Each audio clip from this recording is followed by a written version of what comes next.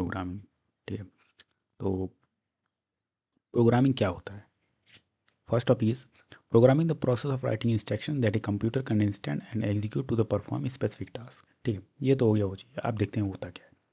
आपके पास एक आईडी होता है जिसमें आप कोड लिखते हैं, वीएस कोड या फिर कर्सर होगा आपके पास, या फिर एंटी ग्रेविटी कोई भी होगा आईडी, उसमें आप कोड लिखते हैं, कुछ इंस्ट्रक्शन लिखते हैं।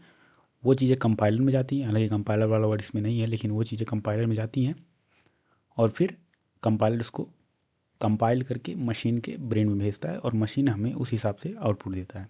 ठीक है, तो इस पूरे प्रोसेस को हम लोग प्रोग्रामिंग कहते हैं।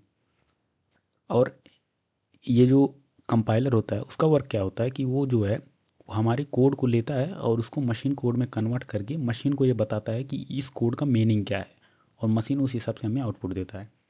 ठीक है, उसके बाद हमें जो कोड लिखते हैं, ठीक है, ये जो कोड हमने लिखा है इसमें, वो लिखते हैं हम लोग इसके थ्रू प्रोग्रामिंग लैंग्वेज।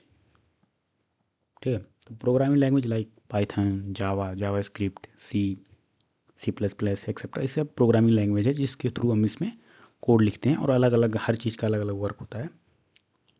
और प्रोग्रामिंग लैंग्वेज क्या करता है कि जब एक प्रोग्रामिंग लैंग्वेज लिखते हैं तो एक मशीन और एक ह्यूमन थिंकिंग के बीच एक ब्रिज क्रिएट कर देता है, जो कि आप जो सोचते हैं वो कंप्यूटर करके आपको उसके हिसाब से आउटपुट देता है।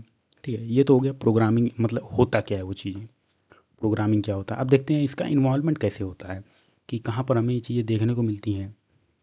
ठीक है, हम रियल लाइफ में कहाँ ये सारी चीज़ें देखते हैं। ठीक है, तो उस हिसाब से हम देखते हैं व्हाट प्रोग्रामिंग लैंग्वेज इन्वॉल्व्स। ठीक है, तो आप अगर कोड कर रहे हैं तो आप कोई ना कोई प्रॉब्लम सॉल्व करेंगे। ठीक है, तो उस प्रॉब्लम सॉल्व को आप कई टास्क में ब्रेक कर देंगे। जैसे आपको एक ऐप बनाना है, सपोज कीजिए, उस ऐप में आप पहले बैक एंड बनाएंगे, फिर फ्रंट एंड बनाएंगे, फिर उसमें ग्राफिक डिज़ाइनिंग करेंगे, तो अलग अलग आप स्टेप्स में उसको तोड़ देंगे, अलग अलग स्टेप में आप उसको तोड़ देंगे। ठीक है, ये तो हो गया आपका पहला स्टेप। अब दूसरे स्टेप में आप क्या करेंगे, आप उसका कोड लिखेंगे। ठीक है, और उसका कोड लिखेंगे प्रोग्रामिंग लैंग्वेज में, एक कोई प्रीफिक्स प्रोग्रामिंग लैंग्वेज होगा जिसमें आप उसका कोड लिखेंगे। ठीक है, उसके बाद आपने कोड लिख लिया। ठीक है, अब आपने जो कोड लिखा है वो सही है या गलत है ये कैसे चेक करेंगे, तो आप, तो उसके लिए आप डिबगिंग करेंगे, उसमें एरर ढूंढेंगे, फाइंडिंग द एरर, कि उसमें कुछ गलती है या नहीं है, वो सारी चीज़ आप ढूंढेंगे, तो उसको डिबगिंग कहते हैं। ठीक है, उसके बाद आप उसका, अब ठीक है आपने एरर ढूंढ लिया, ठीक है, फिक्स कर लिया, अब आपको कैसे पता चलेगा कि वो चीज़ चलती हैं, तो उसके लिए आप टेस्टिंग करेंगे, उसको चला के देखेंगे कि वो चीज़ें वर्क कैसे करती हैं। तो इन सारी प्रोसेस में एक चीज़ जो सबसे कॉमन है वो है प्रोग्रामिंग लैंग्वेज। आपने कोई ना कोई प्रोग्रामिंग लैंग्वेज यूज़ किया होगा, उसमें आपने कोडिंग की होगी, उसको आपने चेंज किया होगा, टेस्ट किया होगा, वो सारी चीज़ें, तो यहाँ पर हमें एक प्रोग्रामिंग लैंग्वेज इन्वॉल्व हुआ होता दिखता है। ठीक है, ये तो हो गया कि हमें दिखता है कि प्रोग्रामिंग लैंग्वेज यहाँ पर इन्वॉल्व है। अब हम लोग देखते हैं कि प्रोग्रामिंग लैंग्वेज एक्चुअल में यूज होता कहाँ है। ये तो इन्वॉल्वमेंट हो गई कि दिखता कैसे है, आप डिबगिंग करेंगे, आप टेस्टिंग करेंगे, आप राइटिंग कोड करेंगे। ठीक है, ये तो इन्वॉल्वमेंट हो गई। अब देखते हैं कि प्रोग्रामिंग लैंग्वेज यूज कैसे होता है। प्रोग्रामिंग लैंग्वेज यूज कहाँ पर होता है, पहले तो वेबसाइट बिल्डिंग में यूज था। आप कोई वेबसाइट बना रहे हैं तो उसमें आप कोडिंग करेंगे, उसमें डिबगिंग करेंगे, टेस्टिंग करेंगे, तो वहाँ पर एक प्रोग्रामिंग लैंग्वेज इन्वॉल्व होगा। उसके बाद analysing data and creating AI, machine learning model, या फिर आप कोई एआई बना रहे हैं, जैसे एलएलएम आप यूज़ करते हैं, या फिर मशीन लर्निंग कोई बना रहे हैं, तो उसमें ये सारी चीज़ें यूज होती हैं। ऑटोमेटिक रेपिटिव टास्क में यूज होती हैं। डेवलपिंग वीडियो गेम्स, आप कोई वीडियो गेम बना रहे हैं तो उसमें भी आप कोडिंग करेंगे, बैक एंड लिखेंगे, फ्रंट एंड लिखेंगे, तो उन सारी चीज़ों में प्रोग्रामिंग का यूज होता है। कंट्रोल हार्डवेयर एंड रोबोटिक्स, अब रोबोटिक्स में आप बना रहे हैं तो उसमें भी आपको कोड लिखना पड़ेगा। आप आर्डिनो यूज़ कर रहे हैं तो सारी ये लिखनी पड़ती है। उसके बाद running financial system, hospital and school management system में इन सारी चीज़ों का यूज़ होता है। तो ये वो चीज़ें हैं जहाँ पर हमें प्रोग्रामिंग लैंग्वेज यूज करना होता है, और ये चीज़ें हैं जहाँ पर प्रोग्रामिंग लैंग्वेज हमें देखने को मिलता है। ठीक है, अब नेक्स्ट टॉपिक, ये तो हमने समझ लिया कि इन्वॉल्वमेंट कहाँ होता है, यूज कहाँ पर होता है, प्रोग्रामिंग लैंग्वेज होता क्या। अब ओवरऑल कंक्लूजन निकालते हैं कि एक्चुअल में हमारे इतने पढ़ने के बाद निकला क्या कंक्लूजन में। ठीक है, कंक्लूजन में निकला programming language is telling a computer what to do and how to do. ठीक है, तो प्रोग्रामिंग लैंग्वेज क्या कह रहा है कि programming is telling a computer what to do and how to do, यानी कि वो एक कंप्यूटर को बताता है कि उसे करना क्या है और कैसे करना है। वो सारी चीज़ें एक प्रोग्रामिंग लैंग्वेज के थ्रू डिसाइड होती है। और ये मोस्ट पावरफुल स्किल है इन इस समय मॉडर्न वर्ल्ड में, because nearly every piece of technology आप चाहे जहाँ देख लीजिए, कि पीस ऑफ टेक्नोलॉजी में भी कोडिंग का इस्तेमाल होता है। आप कोई वेबसाइट देखते हैं, ऐप देखते हैं, या फिर कोई गेम्स देखते हैं, हर चीज़ में टेक्नोलॉजी का इस्तेमाल हुआ है और हर चीज़ में कोडिंग हुई है। तो इस वजह से प्रोग्रामिंग बहुत ही ज़्यादा इंपॉर्टेंट हो जाती है। उसके बाद हम बात करते हैं सी लैंग्वेज की। ठीक है, ये तो मैंने पढ़ लिया प्रोग्रामिंग, बेसिकली ये कोर्स सी लैंग्वेज पे ही बेस है। इसमें हम पूरा सी लैंग्वेज कवर करेंगे डेप्थ में। और इस कोर्स में आपको बताया जाएगा कि पूरे सी लैंग्वेज में एक एक चीज़ यूज कहाँ पर होती है, कैसे चलती हैं वो सारी चीज़ें, कहाँ हमें देखने को मिलती है, पढ़ते ही क्यों हैं। बात करते हैं सी लैंग्वेज की। तो सी लैंग्वेज क्या होता है, तो सी लैंग्वेज जो है, जो पाइथन होता है, जावा होता है, उसी की तरह एक लैंग्वेज है, कोडिंग लैंग्वेज। तो इसको सबसे ओल्डेस्ट लैंग्वेज है, influence by the programming language in the world. सबसे ओल्डेस्ट है ये, सबसे पहले यही बना था। उसके बाद क्रिएटेड बाय द किसने बनाया था, डेनिस रिची ने, एट द बेल लैब। ठीक है, बेल लैब बना था उसको 1972 में, ये डेट इंपॉर्टेंट है। And has shaped nearly every modern programming language since then. मतलब इसके कहने का मतलब है कि उस समय मॉडर्न टेक्नोलॉजी थे उसके शेप में ये चीज़ें बना गई थी, यानी कि फाउंडर यहीं से शुरू हुआ था। उसके बाद इसकी की कैरेक्टरिस्टिक देखते हैं कि इसका होता क्या है, ये चीज़ें सी प्रोग्राम क्या होते हैं। तो ये लो लेवल कंट्रोल लैंग्वेज है, यानी कि अब यार ये लो लेवल कंट्रोल लैंग्वेज क्या होता है, मतलब लो लेवल कंट्रोल क्या होता है। तो सी जो है वो डायरेक्ट एक्सेस देता है अपने मेमोरी का, तो इसीलिए ये बहुत ही पोर्टेबल है और लो लेवल,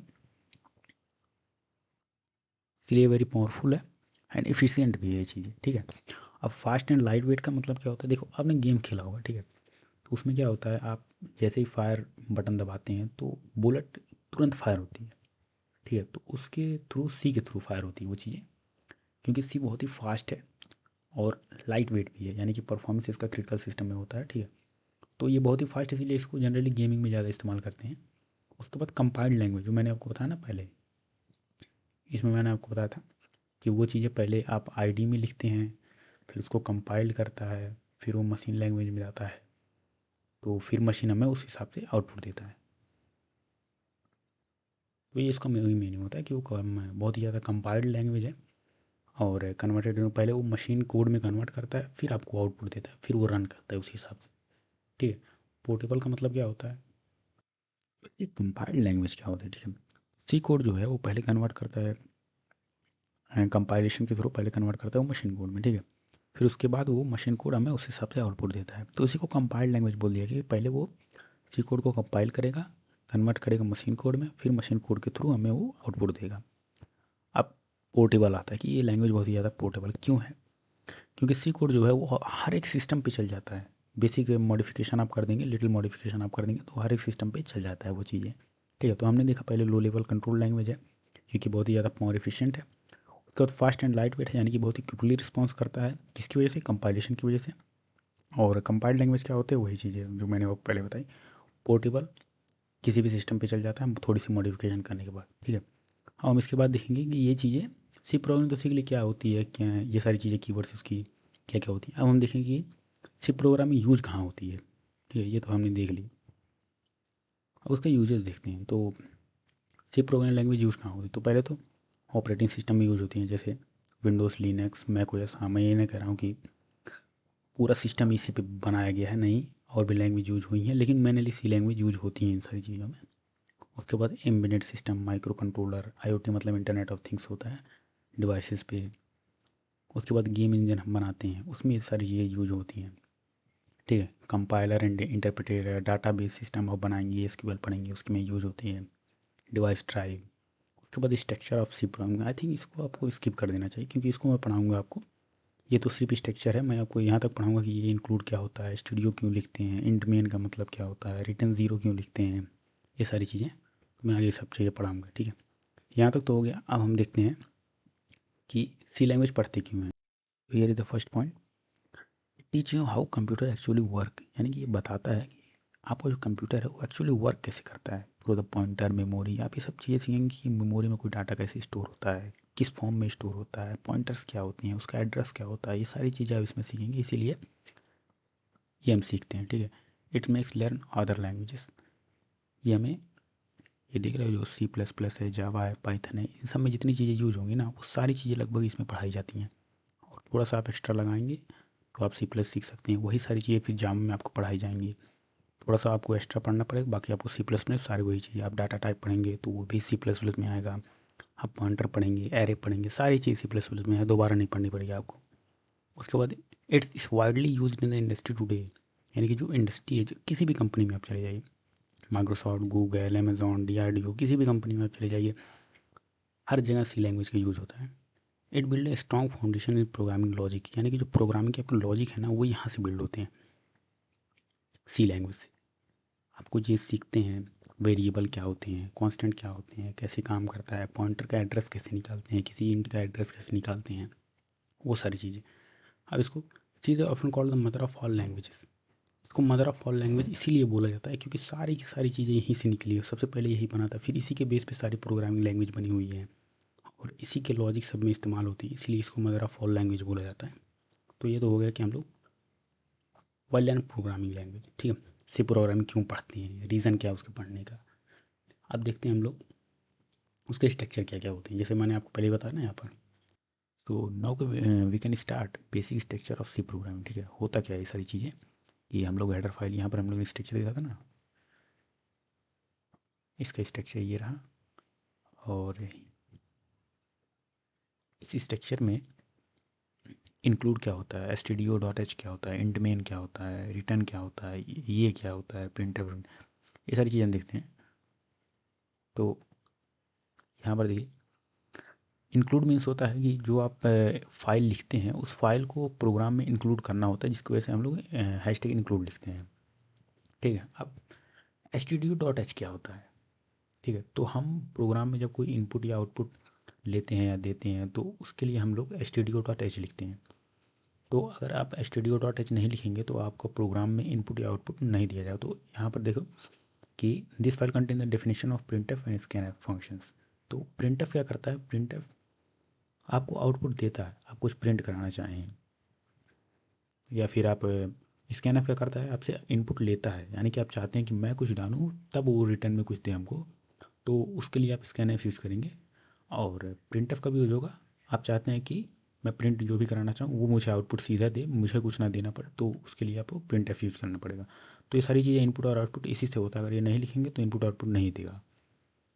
उसके बाद without the line printf will not work, वही चीज़ है कि प्रिंटफ वर्क नहीं करेगा इस लाइन के बिना, ठीक है। ये तो हो गया कि हमारा इंक्लूड क्यों लिखते हैं, stdio.h क्यों लिखते हैं। अब हम देखते हैं यहाँ पर एक है मेन, ये मेन किस लिए हम लोग लिखते हैं, ठीक है। तो वो चीज़ देखते हैं। तो इंट मेन का मतलब देखो, यहाँ पर इंट का मतलब इंटीजर होता है और मेन का मतलब फंक्शन है एक, जो हम लोग बनाते हैं। और हर एक सी प्रोग्राम में इंट मेन फंक्शन होता ही है। और execution of program always start from the main function, हमेशा वो मेन फंक्शन से ही स्टार्ट होगा। उसके बाद आप ब्लॉक ऑफ कोड अपना लिखेंगे, लेकिन पहले मेन फंक्शन आपको लिखना पड़ेगा, ठीक है। Int main that function will return N integer value, वही बात कि इंट जो होता है वो इंटीजर होता है, इसलिए ये वैल्यू जो है वो आपको इंटीजर वैल्यू रिटर्न करके देता है। Means the beginning of the function body real. एक रियल लाइफ एग्जांपल क्या होता है कि सपोज़ कीजिए आप किसी घर में रहते हैं, ठीक है। उस घर में आप जाते हैं तो एक मेन गेट होता है। तो आप किसी भी रूम में रहें, या फिर 1 में रहें या 2 में रहें या 3 में रहें या 4 में रहें, उससे कोई मतलब नहीं है, आप मेन गेट से ही हमेशा एंटर करेंगे। वही चीज़ें फंक्शन में भी वही चीज़ें काम करती हैं। आप क्या लिखते हैं कोई मैटर नहीं करता, ठीक है। लेकिन हमेशा आपको इंट मेन लिखना पड़ेगा, तभी उसमें प्रोग्राम उसके बाद ही स्टार्ट होगा। अब उसके बाद आप क्या करते हैं, इनपुट लेते हैं, आउटपुट लेते हैं, वो सब चीज़ें बाद में देखी जाए, लेकिन आपको इंट मेन पहले लिखना पड़ेगा। तो ये सारी चीज़ें हो गई कि हम लोग इंट मेन क्यों लिखते हैं। मेन फंक्शन है जिसमें हम लोग अपना ब्लॉक ऑफ कोड लिखते हैं, और इंट जो होता है वो इंटीजर होता है। अब देखते हैं हम लोग कि रिटर्न ज़ीरो, एक हमने लास्ट में देखा था ना, यहाँ पर है रिटर्न ज़ीरो। उससे पहले हम देखते हैं ये प्रिंट एफ क्या है, इस बीच में क्या लिखते हैं। तो इस बीच में आता है बॉडी, ठीक है। हमारा जो भी कोड लिखाता है उस इसी के बीच में लिखाता है। और इसके बीच में इसको बोलते हैं कोड बॉडी, या फिर ब्लॉक ऑफ कोड बोलते हैं। तो इसके बीच में ये सारी चीज़ें लिखाती हैं। तो देखो बॉडी और स्टेटमेंट जो भी हम लिखते हैं वो उसी के बीच में लिखते हैं। तो this is the actual code, this the work, यानी कि यही एक्चुअल कोड होता है जो यहाँ पर यहाँ से लेकर के जो यहाँ से लेकर के इसके बीच में लिखाता है, ठीक है। उसके बाद नीचे रिटर्न ज़ीरो लिखा जाता है, उसके बाद ये लग जाता है, ठीक है। इसका मतलब होता है कि आपका जो कोड है वो ख़त्म हो चुका है, अब ये इतना ही प्रोग्राम आपके पास है। उसके बाद हम लिखते हैं print F, is a function use to print display output. वही चीज़ें जो हमने बोला कि प्रिंट एफ जो होता है वो आपको एक आउटपुट देता है। जैसे आपने यहाँ पर हेलो वर्ल्ड प्रिंट किया, तो आप इस कोड को रन करेंगे तो आपको हेलो वर्ल्ड में आउटपुट मिलेगा। अगर आप यहाँ पर स्कैन अप देंगे तो आपको लिखने को आएगा कि आप कुछ डालिए, तब वो इनपुट देगा उस हिसाब से। Whenever is written inside the will displayed, यानी कि जो भी आप इनसाइड लिखते हैं वो डिस्प्ले करता है, वही सारी चीज़ें हैं।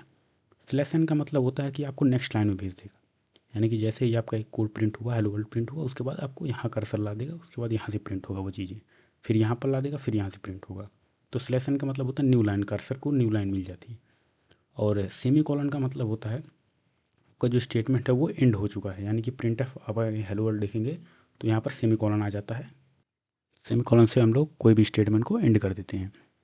उसके बाद हम देखते हैं कि रिटर्न ज़ीरो उसका क्या मतलब होता है। ठीक है, तो यहाँ पर आ गया रिटर्न ज़ीरो। तो रिटर्न ज़ीरो का क्या मतलब होता है कि आप प्रोग्राम को कुछ रिटर्न नहीं कर रहे हैं, उसको कुछ मतलब कुछ भी नहीं दे रहे हैं उसको, अंत में आपको रिटर्न ज़ीरो लिख रहे हैं, यानी कि प्रोग्राम को कुछ रिटर्न नहीं करना है आप। ठीक है, अगर वन आ जाए प्रोग्राम को रन करने के बाद, यानी कि आपके कोड में कोई एरर है। ठीक है, अगर ज़ीरो मीन्स नो एरर, यानी कि अगर ज़ीरो आ जाए तो कोई एरर नहीं है उसमें, उस प्रोग्राम आपका सही है। लेकिन अगर वन आ जाए तो यानी कि कोई एरर है उसमें।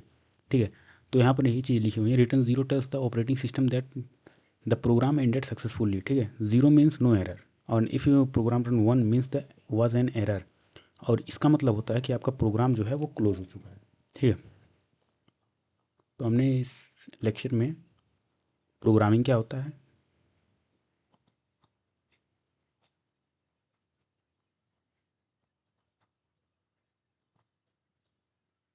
प्रोग्रामिंग क्या होता है, लैंग्वेज क्या होते हैं प्रोग्रामिंग के, इन्वॉल्व कहाँ पर होता है, प्रोग्रामिंग लैंग्वेज यूज कहाँ पर होता है, उसका कंक्लूज़न। उसके बाद हमने देखा सी लैंग्वेज, सी लैंग्वेज कब बना, किसने बनाया। उसके बाद की कैरेक्टरिस्टिक्स कि लो लेवल कंट्रोल्ड है, फास्ट एंड लाइट वेट है, कंपाइल्ड लैंग्वेज है, पोर्टेबल है। उसके बाद programming language used operating system will be. तो उसके बाद हमने देखा प्रोग्राम का स्ट्रक्चर क्या होता है। फिर उसके बाद हमने देखा कि हम सी प्रोग्राम क्यों पढ़ते हैं। ठीक है, why we can C program. उसके बाद हम स्ट्रक्चर देखें, उसके हेडर फाइल क्या होता है, इंक्लूड क्या होता है, उसके बाद एसटीडीओ क्यों लिखते हैं, और उसके बाद इंट मेन फंक्शन क्या होता है, कैसे ये काम करता है, रियल लाइफ एग्जांपल्स क्या हैं इसके। उसके बाद मैंने देखा रिटर्न ज़ीरो क्या होता है, उसके बाद ये सारे काम करता है। तो दैट्स इनफ, तो मिलते हैं नेक्स्ट क्लास में, तब तक के लिए टेक केयर, बाय बाय।